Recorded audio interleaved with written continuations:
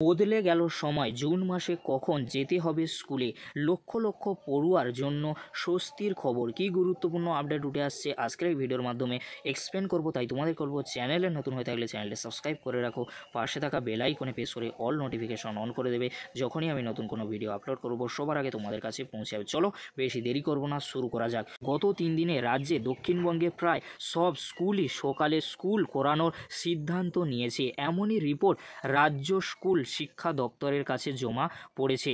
রাজ্যের 60% স্কুলই গরমের জন্য সকালে স্কুল করানোর সিদ্ধান্ত নিয়েছে। রাজ্য জুড়ে প্রায় 40,000 স্কুলে অত্যন্ত জুন মাসটা সকাল 7টা বা সকাল 7:30 থেকে শুরু হবে ক্লাস। স্কুলগুলিকে অত্যধিক গরমের কারণে সময়সীমা বদল করার অনুমতি ছেড়ে দেয় রাজ্য।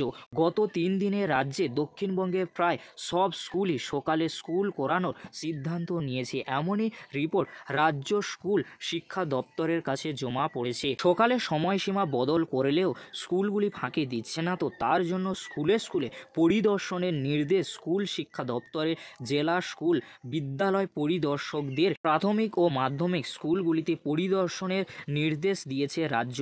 রাজ্যে বর্তমানে 64,000 স্কুল, তার মধ্যে প্রাথমিক স্কুল 50,000, মধ্যশিক্ষা পর্ষদ অনুমোদিত স্কুল 14,000।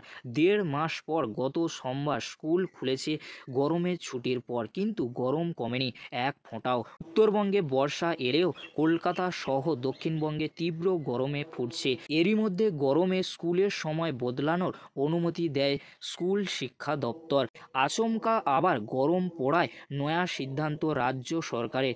গোটা জুন মাস স্কুলের সময় পরিবর্তন করতে পারবে স্কুলগুলি। প্রয়োজনে স্কুলের সময় সকালে করতে পারবে স্কুলগুলি।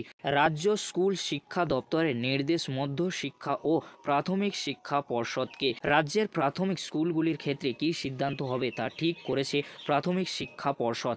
স্থানীয় আবহাওয়ার ওপর নির্ভর করে স্কুলের সময় পরিবর্তনের সিদ্ধান্ত নেওয়া হয়েছে, তবে কোনোভাবেই যাতে ছাত্রছাত্রীদের পড়াশোনা ও সিলেবাস শেষ করতে অসুবিধে না হয় সেদিকে লক্ষ্য রাখা হবে বলে মধ্যশিক্ষা ও প্রাথমিক শিক্ষা পর্ষদকে নির্দেশ দিয়েছে রাজ্য।